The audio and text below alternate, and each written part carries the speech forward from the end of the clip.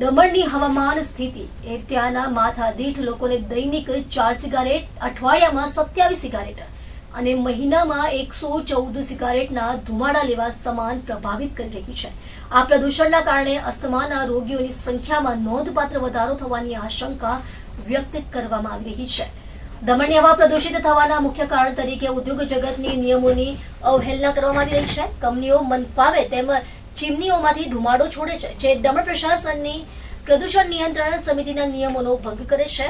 શિયાળા ઋતુમાં ધુમ્મસનો લાભ ઉઠાવતા કેટલીક કંપનીઓ વધુ પ્રમાણમાં પ્રદૂષણ ફેલાવતી હોય છે. પ્રજા દમણ પ્રશાસન પાસે આ બાબતે તાત્કાલિક અને કડક પગલાં લેવાની અપેક્ષા રાખી રહી છે. ઉદ્યોગો દ્વારા નિયમોનું પાલન ન થવા અને કચરા ડમ્પિંગ સાઇટના મેનેજમેન્ટમાં અવ્યવસ્થાને કારણે સર્જાતા આ પ્રદૂષણને અટકાવવા માટે અસરકારક પગલાં જરૂરી છે.